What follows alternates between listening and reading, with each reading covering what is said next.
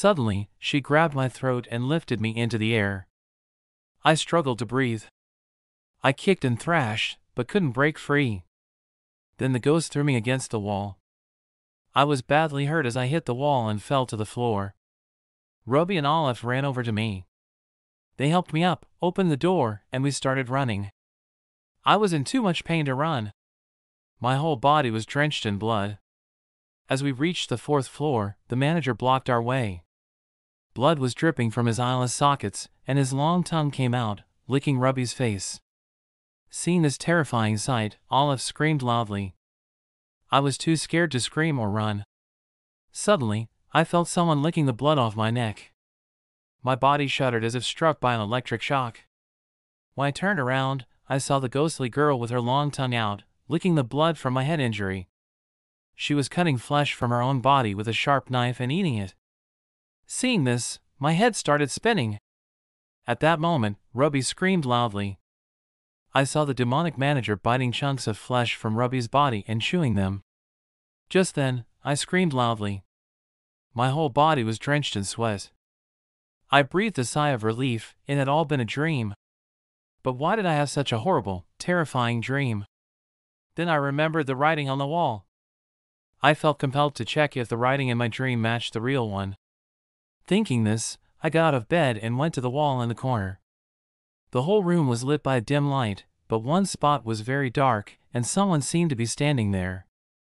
Strangely, the dim light should have illuminated that spot, but it didn't. I went closer and saw that the dark spot was glowing brightly, though I had seen it as completely dark a moment ago. Nothing made sense. What was happening to me? First, the terrifying nightmare, and now this. Dismissing it as a figment of my imagination, I approached the wall to read the writing, and what I saw made my whole body tremble. Hanging from the ceiling fan was the body of a girl who had hanged herself, staring at me with large, eyeless sockets and her tongue sticking out. And the writing on the wall was exactly as I had seen in my dream, "Cursed Guest House." My whole body went numb with fear. Where had we ended up? We could all lose our lives here. No, we had to leave this place immediately. Suddenly, I noticed the girl's hanging body was gone. This scared me even more. I ran to my friends and started shaking them, but they wouldn't wake up. I took a water jug from the nearby table and splashed water on their faces a few times until they woke up. Olive groggily said, "Buddy, what's wrong? Why are you waking us up in the middle of the night?" "Buddy, we can't stay here. If we want to survive, we need to leave right now." "But why?" "Robbie, I showed them the writing on the wall, but my friends didn't believe me and started laughing." Suddenly, they stopped laughing and stared at me with wide eyes. It was very strange. Why were they looking at me like that?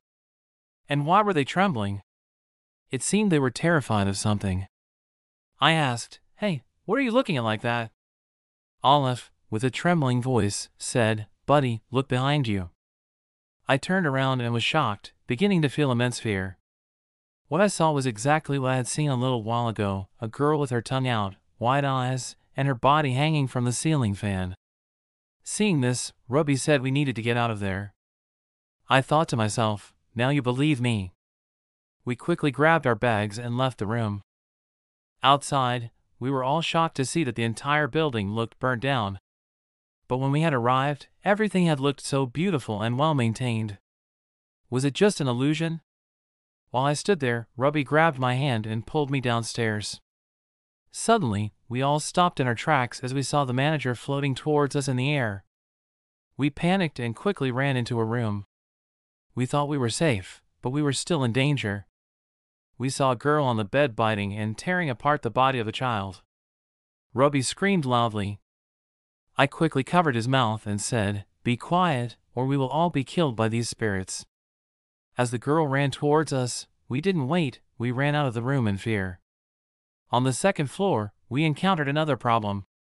We saw several people crawling up the stairs, so we hid in a corner.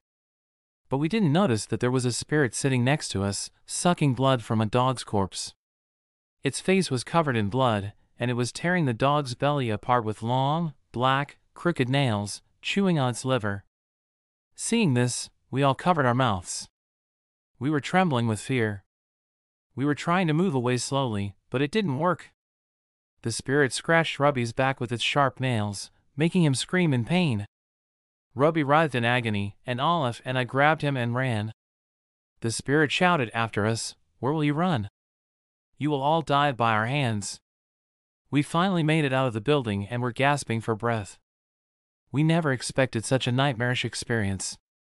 Olive said, "Buddy, let's get out of here right now." "Yeah, let's go quickly. Otherwise, we'll all die at the hands of these spirits." Olive and I were holding Rubby and moving forward, but we didn't know what awaited us. We saw the manager along with many others standing there. They were all floating in the air, laughing loudly at us. Seeing this, we were petrified. Our bodies were shaking. Tears were streaming down our faces, and we were thinking of our parents. I wished I could see my parents one last time before dying, but that opportunity wasn't meant for me. The spirits, armed with sharp weapons, were advancing towards us. We screamed loudly and fainted. Just before losing consciousness, I heard the sound of the adhan. When I opened my eyes, I found myself in a hospital. My parents were sitting beside me, crying. When they saw I had regained consciousness, my mother hugged me and cried. I later learned that I had been unconscious in the hospital for 7 days. I asked my mother where Olive and Rubby were. Hearing my question, my parents sobbed. My mother said Olive was alive but barely, and Rubby had died. He was killed in a very brutal manner. Someone had torn open his chest and taken out his liver. Hearing such painful words from my mother, my head started spinning. I felt immense sorrow for Rubby.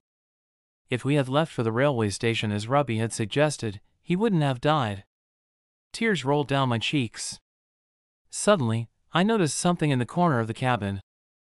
I jumped out of bed and stood up, seeing Rubby with his arms outstretched, calling me to come to him. I ran towards him but couldn't touch him. He disappeared. I screamed, "Rubby, come back, buddy. I want to hug you and ask for your forgiveness," but Rubby never returned.